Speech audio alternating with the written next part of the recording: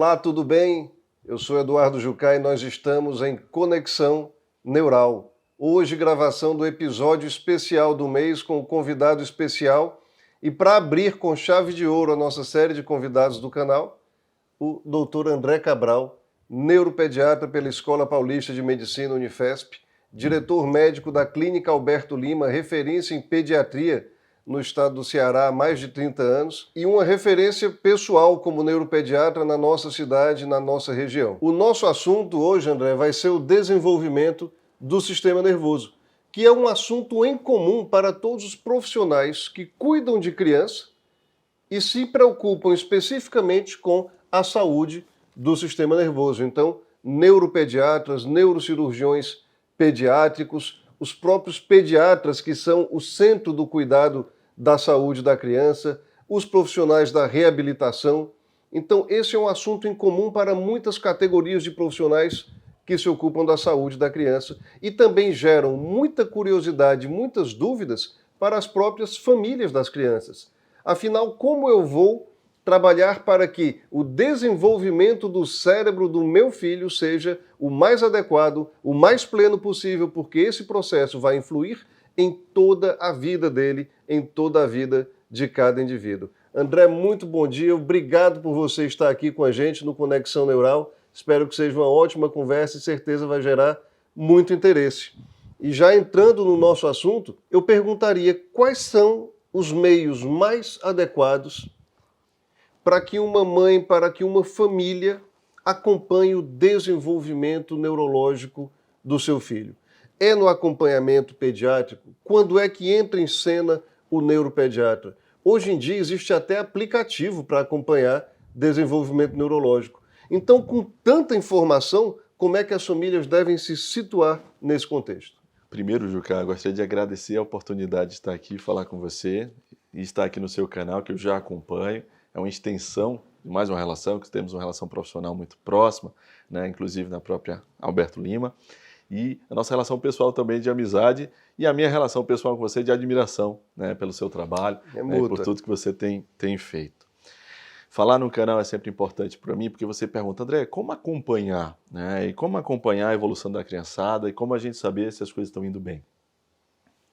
O primeiro caminho é informação. A gente precisa de informação.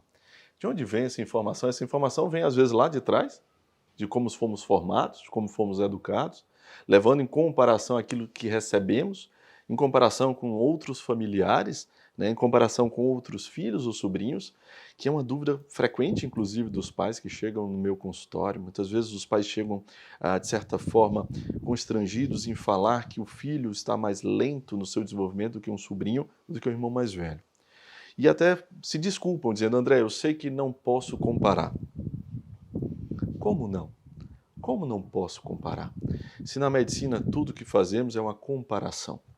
Se para afirmar que está com febre aquela criança, a gente faz uma comparação com a média da temperatura de outras crianças pelo mundo. Então, tudo é comparação. O que a gente vai sim entender é que existem faixas de desenvolvimento e que eu posso estar um pouco à frente ou um pouco atrás e que isso não vai representar um distúrbio ou transtorno do desenvolvimento. Mas sim, eu preciso comparar para poder saber se eu estou num ritmo adequado.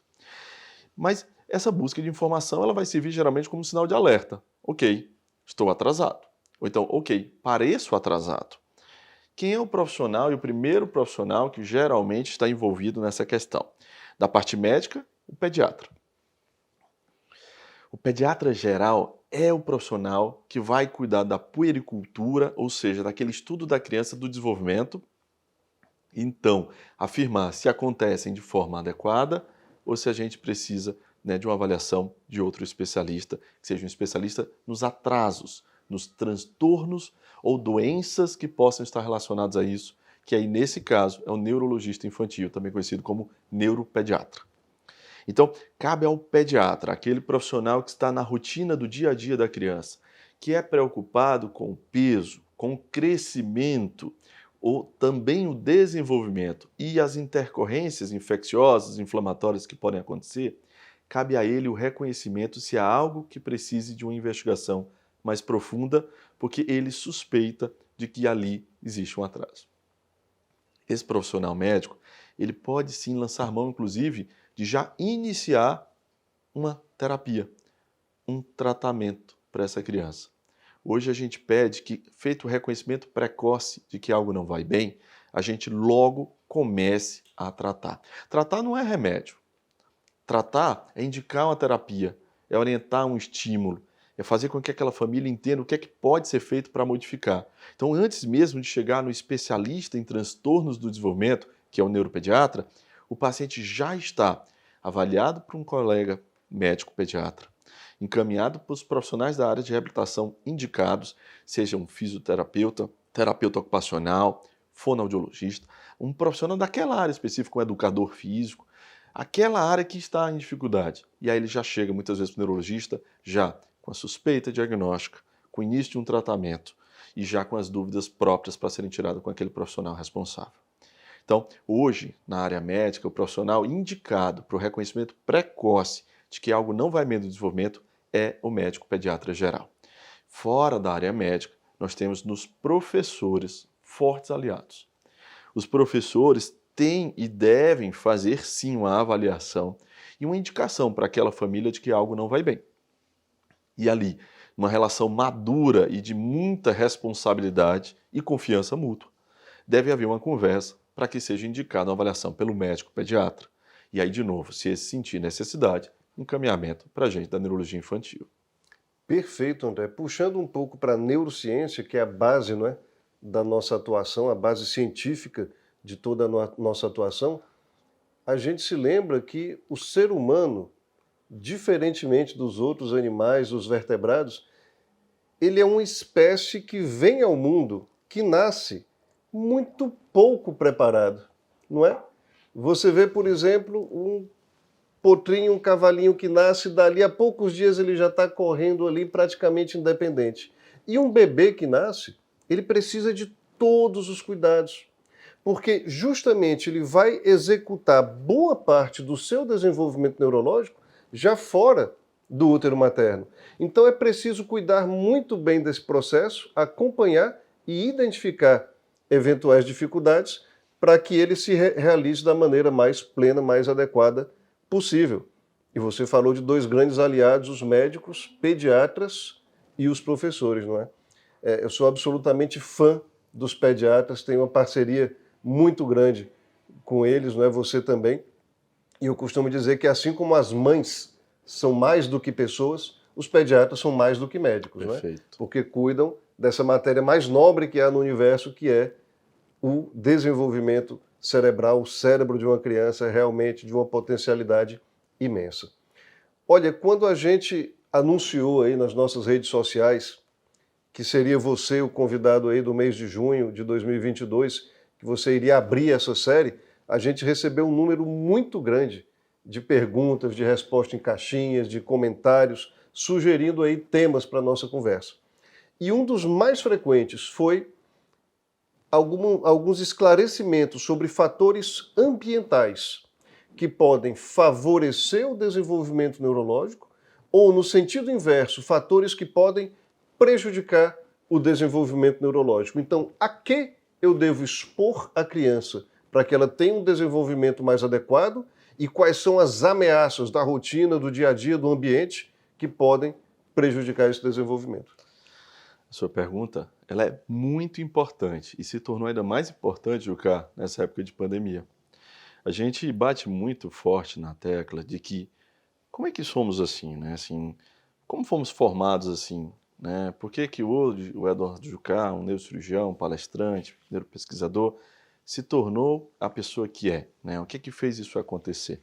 Isso é um misto de uma base genética, características suas que já estavam lá quando você era pequeno, permanecem até hoje. Eu tenho certeza que familiares reconhecem você pequeno ainda hoje. Mas tem um entorno.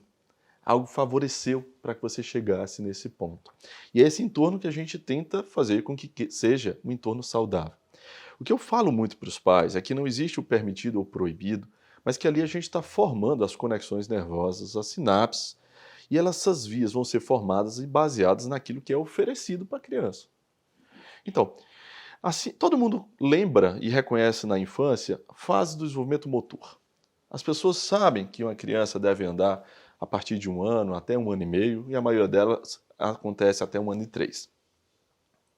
Mas as pessoas não conseguem perceber, por exemplo, que existe uma fase em que a gente tem que fazer para manter um vínculo de uma relação de um amor incondicional entre os pais e os filhos. A gente não sabe que existe uma fase, por exemplo, em que a gente vai trabalhar os ciúmes, que a gente vai trabalhar a perda. Ó, eu vou perder e eu tenho que aceitar isso. Ou então, a argumentação para eu conseguir. Tudo isso vai ter que ser trabalhado em alguma época para lá na frente, aquele adulto saber como lidar com isso. Então, isso não é muito claro para as famílias. Então, eu ofereço hoje, nas famílias menores, mais isoladas, até por causa da pandemia, morando em apartamentos, poucas relações interpessoais. As relações interpessoais, extremamente importantes na formação do desenvolvimento do cérebro infantil, foram privadas das crianças há muito tempo, não só na pandemia. A pandemia amplificou esse prejuízo. E aí agora eu exijo para que crianças maiores e jovens sejam habilidosas nas relações sociais. E aí eu vejo dificuldades. Hoje uma das maiores dificuldades em relação às questões dos nossos adolescentes, né, ou crianças maiores. Então eu preciso oferecer gente, eu preciso oferecer crianças. Se eu não tenho família grande, amigos, filhos de amigos, pessoas que peguem, que botem no braço, que desafiem, que contrariem aquela criança. Ela precisa ser contrariada. Talvez seja um dos grandes ensinamentos para os filhos. Saber lidar com frustração. Isso Perfeito. eu falo bastante. Como é difícil, né, para o adulto que não sabe lidar com frustrações e bem na vida. Porque as portas vão bater. Bateram muitas vezes na minha cara e eu tenho certeza que bateram na tua também. Mas você deve ter aberto outra porta. Às vezes até uma janela a gente abre e vai. Com Mas certeza. a gente não para. Mas bate. As pessoas têm um ditado interessante no Instagram que quem vê close não vê corre. É verdade. Mas é muito corre para chegar onde chegou. E é uma falsa ilusão de que chegou já no caminho certo, porque nunca chegou. A gente tem que continuar naquele caminho. Então nós temos que ensinar para as crianças como lidar com frustração. E isso só acontece se eu pego um garotinho e boto lá e o garoto vai lá e toma o brinquedo dele. Isso acontece se ele tem um irmão mais velho que não faz as vontades dele e até fica ali apurrinhando, né? Chateando ele. Isso só acontece se o vizinho tomou a bola dele, levou para a casa dele e ele vai ter que argumentar ou reclamar. Se eu estou só em casa com os meus eletrônicos, isso não acontece. O mecanismo de recompensa cerebral faz com que eu fique num looping, né, através do jogo digital e que não possa sair. Porque o jogo é feito para isso. O jogo não foi desenhado por crianças. Diferente do esconde-esconde, do pega-pega, que foi desenhado pela criançada e executado por muitos e muitos anos, o jogo digital ele foi desenhado e sentado numa mesa por um adulto para que aquela criança ficasse ali, imóvel, e não saísse de lá. Eu não estou falando que o jogo eletrônico é o maior problema das nossas vidas. É uma forma de entretenimento, mas que tem que ser usado na idade certa, no tempo certo, no momento adequado. Esse é um cuidado que a gente tem que ter. Então, quando eu ofereço um jogo eletrônico, é outro circuito neuronal que vai ser formado. Um circuito muito mais lógico, concreto, matemático, de certa forma até binário, 0, 1. E aí eu vou formar um cérebro mais concreto, menos criativo, menos lúdico e mais lógico, mais matemático. Pode ter uma grande utilidade, pode ir para um grande caminho? Pode. Mas pode ser um grande conflito se o meu cérebro não fosse assim antes. Um cérebro geneticamente mais criativo entrega apenas um conteúdo mais lógico. E aí a gente vê que esse desarranjo de ambiente e genética traz um prejuízo na expressão desse gene, né, e desse fator ambiental. Então, dos fatores mais positivos que a gente viu, tá as interações pessoais, o contato com a natureza, o pisar ao solo e ao gramado, ter contato com a água, o vento, tudo isso faz muita diferença no desenvolvimento das crianças. As questões relacionadas à escola, né, a gente pode até conversar sobre escola e sobre o papel dela no desenvolvimento infantil, quão importante eu acredito que é. E quando a gente pensa em o que não é legal, o que não é bom, a gente não tem como se livrar das questões relacionadas ao eletrônico, que traz um problema importante no desenvolvimento da linguagem, mas muito também em questões comportamentais. E, claro, se a gente pensar em exposição exagerada à violência ou exposição exagerada a um conhecimento que não seria necessário naquela faixa etária, geralmente relacionadas às questões de Dificuldades familiares, dificuldades muitas vezes apresentadas pela família inteira e que é repassado para a criança de uma forma muito cedo, que a criança não necessariamente precisava vivenciar isso. Hoje, o que a gente pede desde sempre é: reconheça no seu filho suas características e confrontem-as, estimule-as, tente modificá-las, tente dar um plano B. Não faça apenas aquilo que ele já é bom ou aquilo que ele já gosta, porque a vida não vai entregar somente isso e essas consequências podem ser muito importantes. Perfeitamente, André. Então, fazendo aí uma síntese dessas recomendações, que as famílias realmente têm muita curiosidade e nós recebemos muitas mensagens nesse sentido, ar livre e interação no sentido de promover um desenvolvimento adequado e muito cuidado com os meios eletrônicos, com as telas. Lembrando que esse circuito da gratificação, do prazer, que é despertado quase de uma maneira imediata com a interação com as telas, com os jogos eletrônicos, ele é muito similar àquele circuito, André, disparado pelo uso de substâncias. Então dá para a gente usar a palavra vício. A criança pode sim ficar viciada nos jogos de computador, nas telas, e isso desviar o seu comportamento e provocar um sofrimento mental, emocional e psíquico. Você falou também da exposição à violência. Isso é absolutamente relevante. Existem trabalhos na área da neurociência mostrando que a criança com contato com a violência, seja do ponto de vista auditivo ou visual, ou seja, ouvir discussões entre os pais ou ver cenas de violência, elas têm um desenvolvimento atrasado, inclusive do ponto de vista estrutural, das áreas cerebrais relacionadas à audição e à visão, como se o cérebro quisesse negar aquilo que está acontecendo.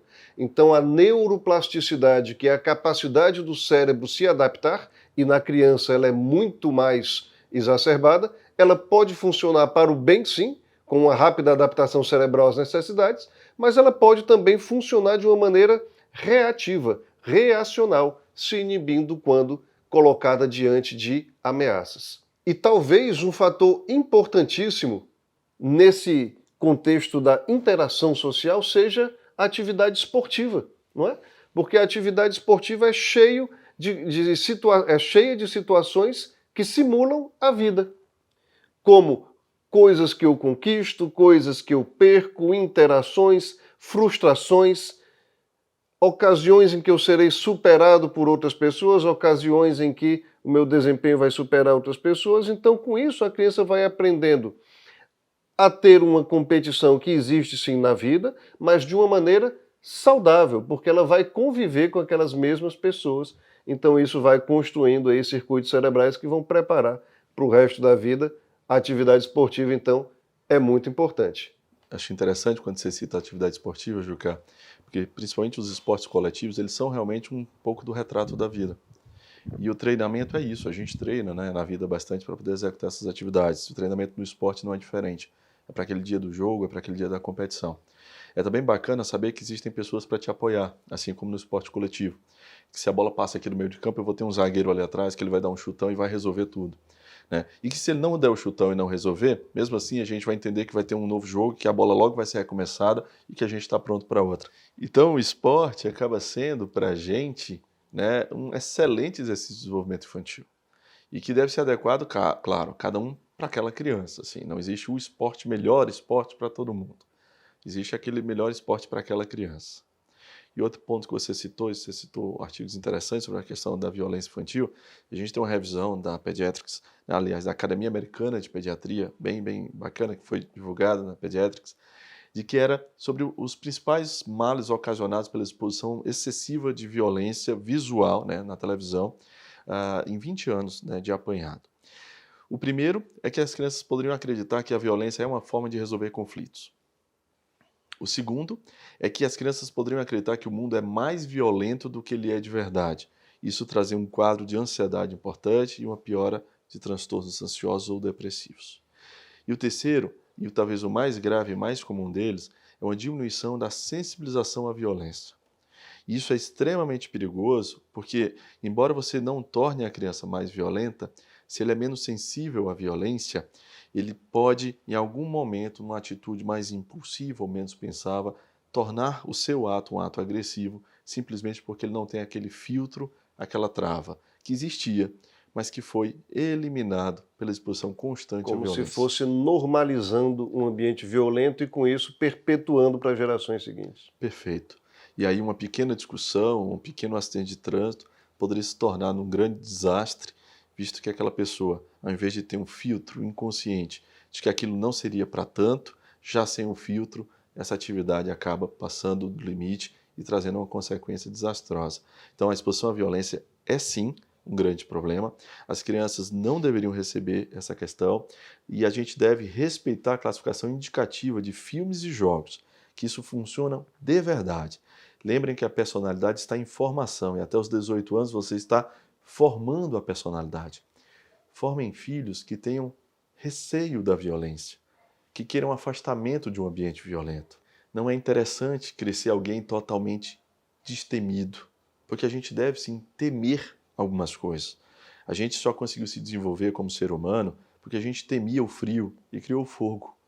A gente temia a escuridão e o fogo nos ajudou assim. A gente temia o mau tempo e foi para dentro de uma caverna. A gente temia a escassez e conservou alguns alimentos. A gente começou a perceber que era o nosso temor que nos mantinha vivos. E algumas pessoas acreditam que tem que ter filhos destemidos, que não temem a nada. Nós devemos temer sim. Nós devemos sim ter alguns medos que façam com que a gente execute planejamentos futuros.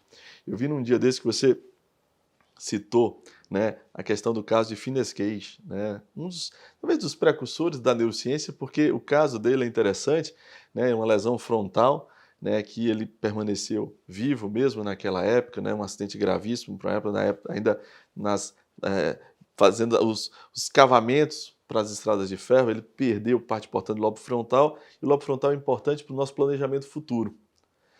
E é isso, sem um planejamento futuro, sem pensar em salvar e guardar sua família para frente, sem pensar em guardar dinheiro para uma escassez que pode vir, a gente vai se prejudicar bastante. E quando é que isso acontece, então? É quando eu já saio da faculdade, eu vou ensinar, ó, agora é o seguinte, a vida é diferente. Você vai ter que guardar dinheiro, você vai ter que encontrar um trabalho que te deixe mais estável. Não, é na infância. Então a gente volta lá para a infância e mostra em que momento que eu ensino meu filho que ele precisa pensar no futuro. É lá no começo, é lá no comecinho. Então, a gente vai pegando hoje muitas questões dos adultos e a gente entende assim, talvez tenha falhado alguma coisa lá atrás. E aí para o adulto, ele consegue? Consegue, mas é muito mais difícil essa mudança. Se a gente lá atrás ensinasse uma nova conexão neural ali, ó, esse é o caminho aqui do desprendimento, esse é o caminho aqui da onde eu vou ter a resiliência, e aí lá na frente eu já adulto, eu estou mais bem estabelecido nessa questão. Muito bom, André.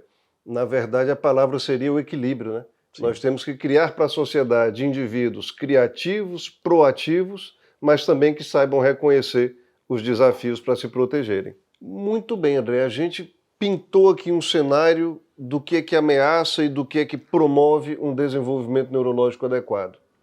Mas quando já acontece uma suspeita concreta de que há um atraso do desenvolvimento, de que há uma inadequação, de que há um fator de alerta, como a família deve proceder de um ponto de vista prático? É importante, assim, quando a família já tem informação de que algo acontece no desenvolvimento infantil e que precisa de uma avaliação ou mesmo de uma indicação em tratamento, é importante o caminho para o neuropediatra, que é o especialista no transtorno do neurodesenvolvimento, para que esse possa fazer uma avaliação global da criança, entendendo se há uma razão externa, se é algo endógeno, interno, se é uma doença neurológica que cursa com regressão e se precisa de um tratamento específico, que geralmente é realizado pelo terapeuta, que seja da área indicada. Um fonoaudiólogo, se há dificuldade maior em linguagem, um fisioterapeuta motor, se acredita ser uma questão mais motora mesmo. E a gente tem vários outros profissionais envolvidos nessa questão, como terapeuta ocupacional, um educador físico, profissionais formados na psicomotricidade.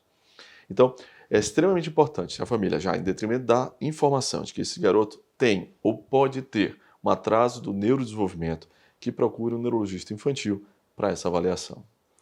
Muito importante essa detecção precoce, não é, André? Porque a gente sabe que quanto mais cedo forem instituídos os tratamentos, as terapias, melhor pode ser o resultado dessa adequação, desse estímulo ao desenvolvimento do sistema nervoso. E eu apontaria um outro fator muito importante. É que, além de indicar de maneira precoce as terapias que podem acelerar o desenvolvimento, esses atrasos podem servir como sinal de alerta para doenças potencialmente graves e para as quais há tratamento. Na nossa área da neurocirurgia pediátrica, nós temos muita experiência em casos que chegam até nós, em que a primeira manifestação foi um atraso ou uma regressão no desenvolvimento neurológico. E o que a gente descobriu depois da investigação foi uma hidrocefalia, que é o acúmulo de líquido no interior do cérebro, comprimindo o cérebro e prejudicando o seu desenvolvimento. Foi uma malformação congênita, que só pôde ser revelada após essa atenção para o desenvolvimento. Foi até mesmo, em casos extremos, um tumor cerebral, que se manifestou prejudicando a evolução dos marcos do desenvolvimento. Então é preciso ter muito claro que não é permitido regressão de uma aquisição de uma competência no desenvolvimento neurológico. Então aquela criança que já se sentava sozinha deixou de se sentar, que já tinha um tônus adequado, levantava o pescoço no tempo de ficar de barriguinha para baixo, não faz mais de uma semana para outra. Já andava, passou a ter dificuldade para andar. Não pode ser adotada conduta conservadora, observação em um caso assim. Eu vou ver se essa dificuldade, se essa regressão permanece, se permanecer mês que vem eu tomo uma atitude. Não. Uma regressão no desenvolvimento neurológico deve motivar uma investigação em caráter imediato, porque alguma situação grave pode estar ali subjacente, com tratamento possível, com um tratamento que pode dar de novo aí a possibilidade de um desenvolvimento para a criança o mais pleno possível. Perfeito, Juca. Inclusive, assim, alguns pacientes que a gente acompanha de forma muito precoce, a gente teve uma resposta excelente, fica aquela dúvida, será que a gente conseguiu intervir num futuro transtorno do desenvolvimento ou não? Era uma criança que ela não iria evoluir e que esse curso simplesmente foi identificado e apoiado. Uma das coisas que eu converso bastante com as famílias é que a gente não tem a vaidade para ser o detentor do tratamento ou da cura. Não existe cura para os transtornos de desenvolvimento. O que existe é um alinhamento no próprio desenvolvimento. Se a gente conseguir intervir de forma tão precoce, a ponto desse atraso não se mostrar como forma clara, tudo que a gente vai acontecer lá depois é a gente ficar feliz. Nenhuma família nunca ficou triste ou voltou para reclamar, dizendo, poxa, eu fiz tantas terapias, tive tanto esforço e no final não era nada. Todo mundo ficou feliz. Dizer, que bom que reconheceu-se de forma precoce que algo não estava alinhado, que a gente conseguiu instituir terapias adequadas e hoje não é nada. E hoje ele é independente, e hoje ele tem um bom desenvolvimento motor, ou de linguagem, ou cognitivo. Então, o reconhecimento precoce, ele é capaz de fazer a mudança de um curso. Às vezes esse curso nem está estabelecido que se transformará ou se apresentará como transtorno, mas é um curso. E na neurologia, nós não temos uma segunda chance. A gente identificou terapia, identificou estímulo. Deu certo? Show. Não deu certo? Alinhamento para uma reabilitação. Mas a gente não tem uma segunda chance. Então, identificou, procurar tratamento. Perfeito, André. E lembrando de alguns casos que nós já dividimos, não é? Tanto com o André como com outros colegas neuropediatras da cidade, de alterações do desenvolvimento neurológico que se revelaram, no fim, doenças de tratamento cirúrgico. Então, de todo modo, a gente está desenhando aqui um cenário em que o acompanhamento do desenvolvimento é importante, seja para alinhar a progressão, a evolução, a aquisição dos marcos, seja para identificar doenças potencialmente graves. Mas nesse contexto do desenvolvimento neurológico, vamos partir para um campo muito importante, que também foi motivo de muitas perguntas que chegaram nas nossas redes sociais, que é o papel da escola. A escola que é uma grande aliada, e eu costumo dizer que o objeto de trabalho dos professores e professoras são o mesmo objeto de trabalho nosso. dos médicos que cuidam Perfeito. do sistema nervoso da criança, que é o cérebro. Porque, na verdade, quem aprende é o cérebro. Então eu te pergunto, qual seria, na sua opinião, a idade ideal para iniciar as atividades escolares e qual a importância do papel da escola no desenvolvimento neurológico da criança? Excelente pergunta. Adoro falar de escola, né? Eu acho extremamente importante o papel da escola na nossa formação, extremamente o papel da escola e dos professores no futuro. Então, quando ir para a escola? Eu acho que os pais eles devem fazer uma comparação. Se eu sou de uma família numerosa, se eu tenho muitos filhos ali que estão em interação, se eu moro numa casa que eu tenho outras crianças que vão interagir, crianças de fora, se eu tenho essa possibilidade de oferecer uma alimentação bacana, se eu tenho a possibilidade de oferecer estímulos sensoriais diferentes, como mexer com tinta, com areia, né, oferecer a música para essa criança, talvez eu não precise da escola tão precocemente. Mas se eu moro num apartamento, numa família que hoje são 2 filhos e o outro já está na escola, se eu só no fim de semana encontro os avós de uma família também pequena, que às vezes não tenho tantos sobrinhos, se eu não tenho tempo para fazer uma atividade e acaba que as telas estão assumindo uma parte importante do dia dele, eu preciso ir na escola ontem. A escola é um local onde a gente vai dar a essa criança estímulos. Como comparar? Como comparar um profissional formado na pedagogia e na estimulação de crianças com aquilo que eu tenho para oferecer em casa? Não dá para comparar. A escola é extremamente importante nessa fase. É extremamente importante, a gente volta àquela questão da interação social com crianças, com seus pares, né? Ou seja, crianças da mesma idade. E isso só a escola pode dar. Então, hoje, a partir de 1 ano e meio, essas crianças deveriam ou poderiam estar na escola. Claro que algumas até antes disso, por questões inclusive da própria família, numa logística que precisa, né, do apoio da escola, que às vezes não tem uma rede de apoio ampla, e a escola acaba sendo essa própria rede de apoio. Depois disso, eu acho um risco. Eu acho difícil que alguém me convença que consegue em casa dar o estímulo que a escola dá. A gente não está falando aqui de evolução acadêmica, a gente não está falando de conceitos. Interessante, porque hoje muitos dos programas eletrônicos, né, ou programas de TV, de redes de streaming para crianças, eles tentam passar noções que para a gente da neurologia não são nada importantes. Letras, números, palavras em inglês, isso não se mostrou como um ampliador do poder cognitivo futuro das crianças. Uma criança que fale palavras em inglês de forma muito precoce, de forma solta, isso não mostrou nenhum dado evolutivo significativo, né, no acompanhamento futuro dessas crianças. Fez muito mais diferença a habilidade de pintar uma folha de papel, tocando na tinta e sabendo reproduzir daquela tinta dentro de um pote a um papel em branco e ali um instrumento de uma ação. Mostrou-se muito mais inteligente no futuro aquela criança que soube se frustrar por algo que aconteceu, reportar à professora e ter seu objetivo concluído. Quando a gente faz essa comparação, a gente viu que as crianças que iniciam a escola de forma precoce, elas têm uma chance maior de um desenvolvimento cognitivo adequado ou mesmo privilegiado. Lembrando sempre que a gente está falando de escolas que priorizem o desenvolvimento global. A gente não está falando aqui em relação à preparação para um Enem futuro já na pré-escola, que isso é uma coisa que a gente realmente combate. Perguntam muito para a gente, isso é muito comum no consultório, qual é a escola ideal? Qual é a melhor escola aqui da cidade? Assim, que escola que a gente coloca nosso filho? Essa é uma conversa interessante porque não existe a escola ideal. Não existe a melhor escola. Existe a melhor escola para aquela criança, né? Para esse perfil, quais seriam as melhores escolas? Aí a gente tem muito o que conversar. Mas não existe uma escola melhor para todos os perfis.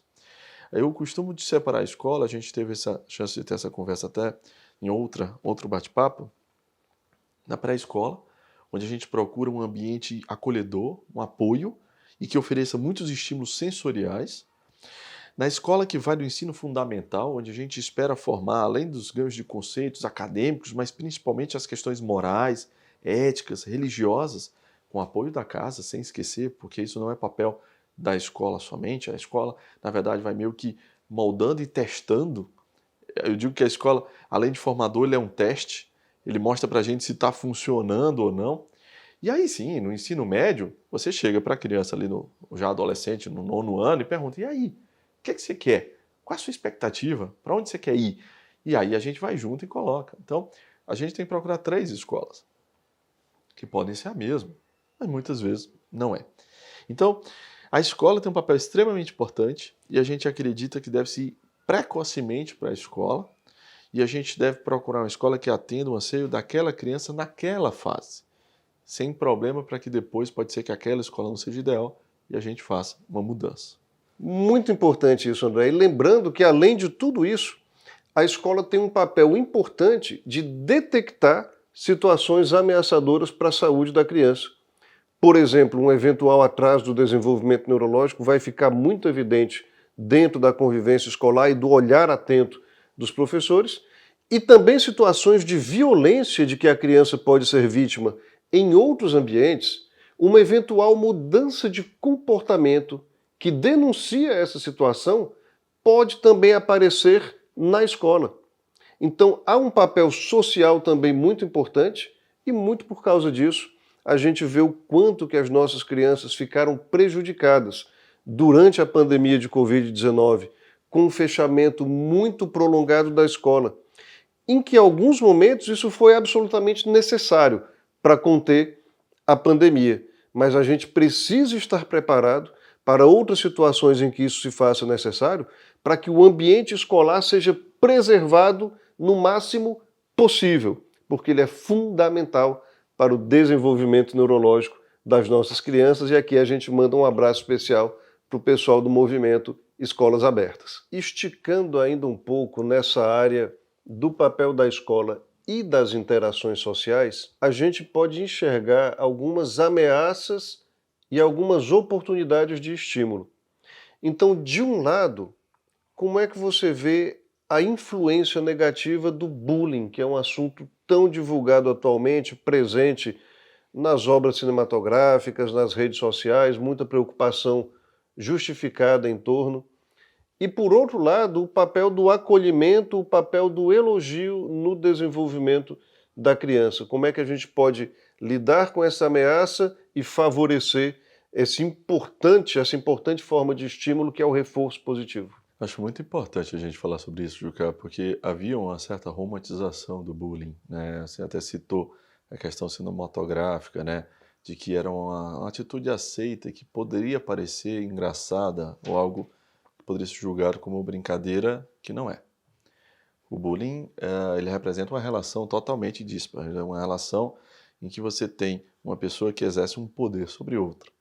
Então você começa, isso não pode ser comparado com uma brincadeira. Você tem no bully, que é o provocador de bullying, a pessoa que vai imprimir, né, um desconforto na pessoa que está suscetível a isso. E você tem uma grande massa que geralmente se aproxima do provocador, do bully, porque muitas vezes tem medo de sofrer bullying. E aí você deixa sozinho aquela pessoa que sofre. Alguns pais podem falar, André, mas isso sempre aconteceu. Sempre aconteceu bullying, sempre aconteceu o apelido, e não era isso tudo que estão falando hoje. Nem sempre aconteceu do jeito que acontece hoje. Hoje o cyberbullying faz com que o bullying que acontecia na escola aconteça 24 horas por dia e que tome uma proporção, muitas vezes até fora do controle do provocador. A criança que sofre bullying, elas têm um sentimento diferente porque não é um sentimento de revolta. A maioria das vezes ela é tomada de um sentimento de vergonha e de culpa. Ela muitas vezes se culpabiliza por aquilo que sofre e tem muito medo que os pais descubram aquilo e por isso não contam. Porque o mecanismo mais comum das pessoas é pensarem, mas se ele contar para os pais não vão lá e vão resolver, eles não contam. Na verdade, eles se envergonham e têm medo que seus familiares também descubram. E o cyberbullying faz com que isso aproxime da família, e quando aproxima da família, o que é que a criança vai fazer? Ela se afasta da família, a que sofre, para evitar que chegue lá. E aí a família menos tem informação e menos descobre. Quando eu converso com crianças mais velhas, adolescentes, eles começam a contar algumas coisas no consultório, às vezes eles travam porque têm medo de contar algo. Eu digo, olha, eu vou te falar uma coisa. Nós, médicos e os pais, nós não temos medo do que ouvimos das crianças. A gente tem medo do que a criança cala. Eu tenho muito medo, Juca, quando ele não me conta. Uma criança ou um jovem que não me conta traz um segredo ali que eu não consigo resolver. Para todo o resto, a gente consegue agir. Mais ou menos efetivo, mas a gente consegue agir. Mas por segredo, não. Então a gente tem que ter uma proximidade muito grande nos filhos e oferecer um apoio muito grande a quem sofre bullying. A escola tem um papel nesse sentido, né? A sociedade tem um papel. Não adianta fazer uma campanha contra o bully, que é o provocador de bullying. Não é efetivo. Já fica a dica também para pais de crianças que provocam bullying. Precisam procurar apoio médico e psicológico. Essa é uma condição que está ligada a um desfecho desfavorável na vida adulta. É extremamente importante o apoio psicológico dessas crianças. Não é uma brincadeira, não é porque ele é um popular, não é porque ele é mais esperto. Na verdade, é uma dificuldade neuropsicológica que precisa de apoio. Geralmente quem está no consultório é quem sofre, não quem provoca. Quem provoca é colocado lá no lugar de uma normalidade que para a gente é extremamente perigosa. Então, a gente geralmente hoje tenta basear as ações contra o bullying na massa. Porque o que sofre bullying, ele precisa de um apoio maior. O que provoca bullying precisa de um apoio enorme. Mas a massa, eu posso tirar ela de perto do provocador e aproximar daquele que sofre. Se eu colocar essa massa próxima daquele que sofre, o provocador ele se afasta, porque ele não tem como provocar toda uma massa.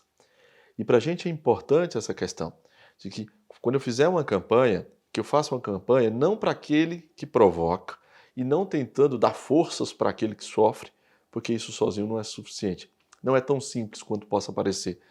Mas para que eu dê apoio para aquela massa de que o bullying não é uma brincadeira, que aquilo é uma condição desfavorável e que eu, como sociedade, devo me aproximar de quem sofre, porque assim eu estou combatendo o bullying e trazendo uma expectativa de resolução dessa questão. Com certeza. E a gente precisa encarar o bullying não só, o que já seria muito grave, não só como um sofrimento emocional, não só como um sofrimento mental, mas como algo que tem impacto prejudicial em todas as funções cerebrais da criança, inclusive na função cognitiva. Porque o bullying pode funcionar e funciona como um fator estressor crônico. É um estresse crônico a que a criança está submetida. E a gente conhece da neurociência que há várias formas de raciocínio. Da obra do Daniel Kahneman, a gente se lembra do sistema 1, que é um sistema rápido, um sistema pouco reflexivo e que é empregado em funções de fuga, de luta, de enfrentamento de ameaças. E o sistema 2, que é devagar, lento, reflexivo e que precisa de umas condições de tranquilidade para funcionar. Então, se eu estou permanentemente me sentindo em ameaça, estressado, com medo de situações que possam se apresentar exatamente no ambiente onde eu devo desenvolver as funções cognitivas superiores, ora, eu vou desenvolver adequadamente o sistema 2 de reflexão? Não. Então perceber que o bullying, como fator de estresse crônico, pode prejudicar os mais diversos aspectos da função cerebral da criança. E é interessante porque se a gente fala do bullying, a gente também tem que falar de como elogiar, né? De como fazer um outro mecanismo, de em vez de colocar essa criança para baixo, o que é que eu posso fazer para colocar essa criança para cima? E como fazer isso de forma adequada? Porque a gente já sabe que alguns elogios trazem mais ansiedade do que crescimento. Tem um estudo interessante que eu sempre cito em palestras, que é o da Carol Dweck, em que ela cita a forma correta, ou pelo menos a mais adequada, de elogiar uma criança. Ela separa dois grupos de crianças e pede para que elas montem um quebra-cabeça simples, de cerca de 4 peças. Metade das crianças ela elogia como inteligente e rápido. E a outra metade ela elogia como esforçado, aquele que não desiste nunca. E depois ela pede de novo para montarem quebra-cabeças, e elas colocam agora quebra-cabeças de 4 e de 9 peças. E ela percebeu que as crianças que foram definidas como inteligentes e rápidas, elas montavam o mesmo quebra-cabeça de 4 peças. Os que receberam um elogio de esforçados e que nunca desistiam eram pessoas ou crianças que procuravam quebra-cabeças de 9 peças e voltavam para mostrar para ela e recebiam assim o mesmo elogio. Você é muito rápido, você é muito inteligente, ou você é muito esforçado e você não desiste nunca. E aí, numa terceira fase do experimento, ela retirou os quebra-cabeças de 4, de 9 peças e colocou quebra-cabeças de 16 peças. E mandou as crianças montarem. Aquelas que eram definidas como mais rápidas e mais inteligentes se viram desesperadas sem o quebra-cabeça de 4 peças que elas já sabiam montar e poderiam repetir aquele ato de entregar e receber o mesmo elogio. Aqueles que eram elogiados como os esforçados que não desistiam, nem pensaram 2 vezes. Foram lá montar um quebra-cabeça de 16 peças com aquela dificuldade que o tempo levava, mas estavam lá montando.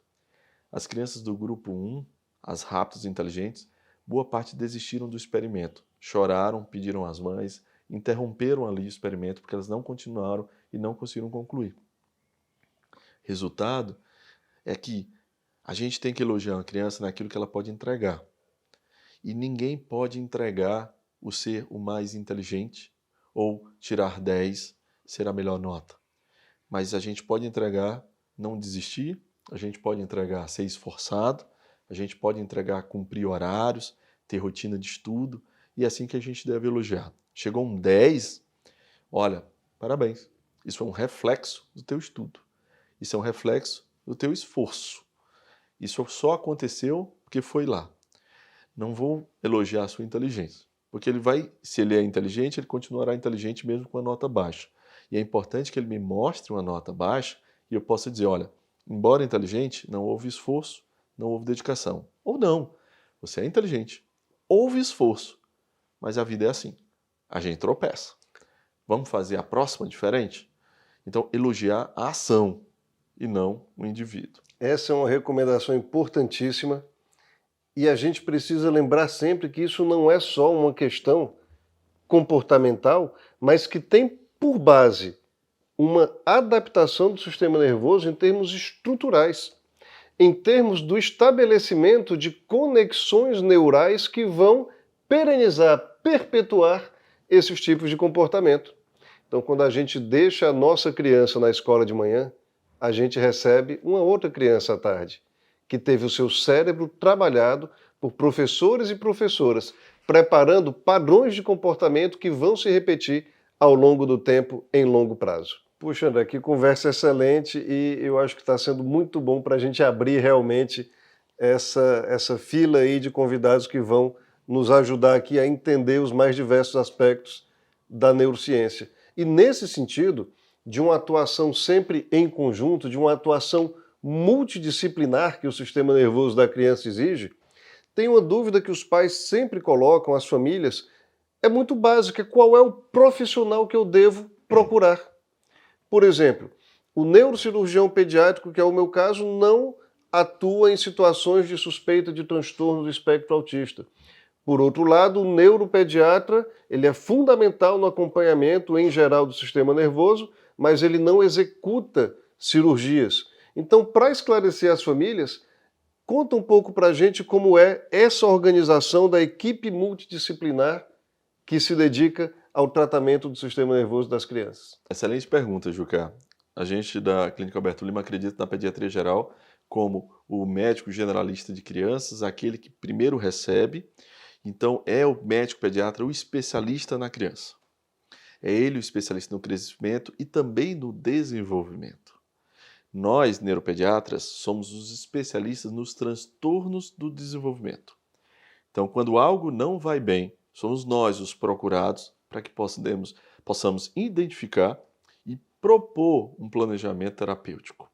Então, se eu sou pai de uma criança que acredito que algo não vai bem, isso de uma forma bem geral, eu devo procurar um médico pediatra.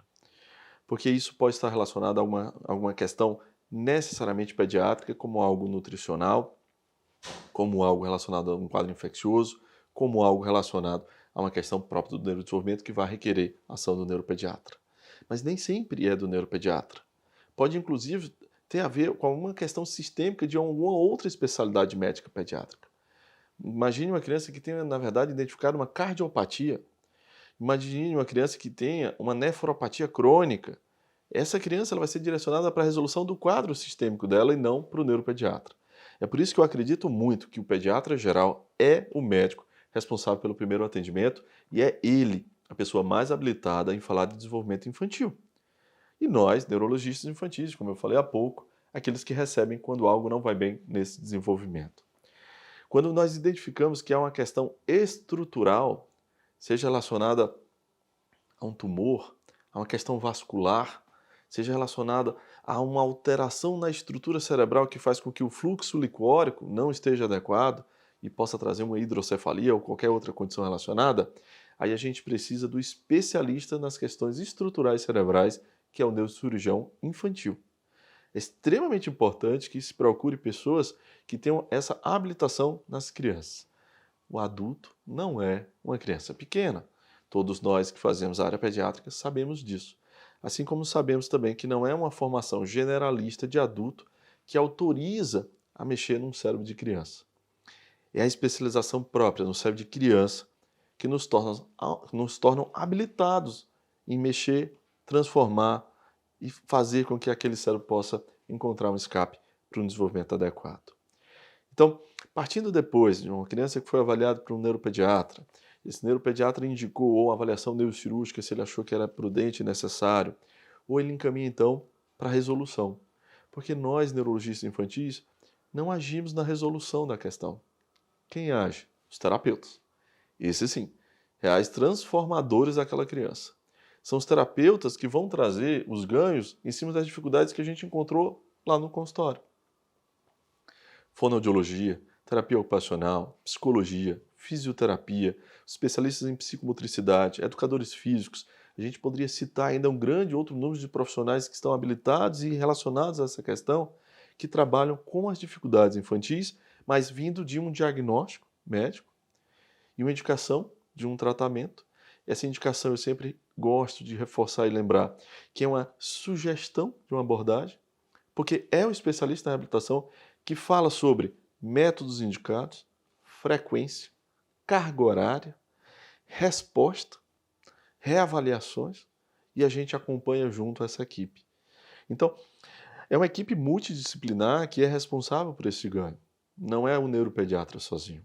E a gente precisa seguir nesse caminho multidisciplinar se a gente imagina que a gente vai ter uma boa resposta no final do desfecho daquela criança. É fundamental ter uma ideia sobre a organização desse time, dessa equipe, para que a criança obtenha realmente os melhores benefícios. André, já caminhando aí para o fechamento dessa nossa conversa muito agradável, que eu acredito que tem sido bastante instrutiva para todos que têm interesse no desenvolvimento neurológico, principalmente da criança, eu te perguntaria quais são, no seu ponto de vista, as principais influências da interação com os pais e com os amigos no desenvolvimento neurológico de uma criança e de um adolescente.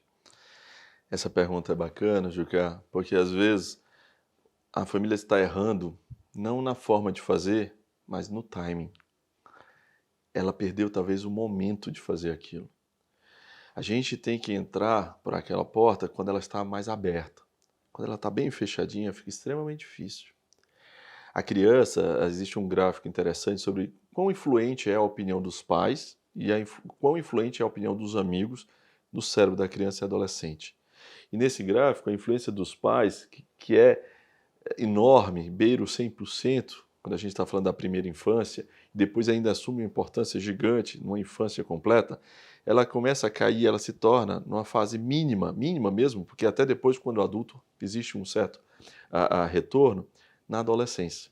Enquanto que a influência dos amigos no desenvolvimento da criança, ele é baixo, eu digo em relação ao desenvolvimento psicológico, em relação à maturidade e às tomadas de decisão, e ela sobe na adolescência. Então, quando um pai ou mãe já na adolescência tenta imprimir sua moral, sua ética, sua religiosidade, pode ser tarde. Porque eles vão perceber muitas vezes que eles mais seguem as noções morais, éticas e religiosas do amigo. Mas por quê? Mas se eu sou seu pai, se eu quero o seu bem, ninguém quer tanto o seu bem quanto eu, por que você não me segue? Porque a natureza fez isso. Eu tinha uma janela. Eu não estimulei isso lá atrás. Agora está na hora dos amigos. Se eu tiver feito um bom proveito da minha janela, os amigos vão sedimentar em cima de uma base e vai ficar tudo bem. Agora imagine que não. Imagine que nessa base eu estava muito ocupado, trabalhando, ou fazendo outras atividades que não me dedicando à construção dessa base. Aí vem o amigo e forma não um complemento, mas a base do desenvolvimento do meu garoto. E aí eu tento mudar a estrutura e para ele, de forma até inconsciente, ele vai dizer: você não sabe, pai, você não sabe. Mal sabe o garoto que ele está sendo pregado uma peça pelo próprio cérebro, que retirou o poder do pai para que ele, já com a base, entrasse numa sociedade e se moldasse para uma sociedade. E é assim que a gente sempre foi feito. Então hoje o recado para os pais é: não deixem de fazer a base. Solidifiquem essa estrada, porque depois a ação que a gente vai fazer, ela vai ser menor, de forma natural. Não porque você vai perder a moral sobre seu filho, mas porque ali você vai cada vez mais encontrando um companheiro de caminhada. E ali ele precisa ter recebido os ensinamentos que você fez logo no comecinho da vida. Ou seja, André, a presença dos pais e da família junto à criança, muito próximo, durante essas fases mais importantes do desenvolvimento do cérebro, é fundamental para que haja o desenvolvimento neurológico adequado. Bom, essa foi a nossa conversa com o Dr. André Cabral, neuropediatra, sobre o desenvolvimento neurológico. Espero que todos os assinantes do nosso canal e quem está nos visitando agora tenha gostado tanto quanto eu gostei, tanto quanto eu aprendi com essa nossa conversa. André, muito obrigado. Juca, eu que agradeço enormemente. Para quem gosta de falar, está presente no canal como o teu, que a gente consegue passar tanta informação valiosa e de qualidade, da forma que a gente acredita, é sempre um privilégio poder estar aqui. Eu já fico na expectativa e na torcida para que a lista de convidados gire bem rápido e eu já possa voltar em outro momento para a gente bater mais um papo aqui sobre algum tema relevante no desenvolvimento infantil. Vai ser um grande prazer. Deixa aqui no vídeo o seu comentário, a sua dúvida. Siga nas nossas redes sociais e até a semana que vem, quando estaremos novamente em Conexão Neural.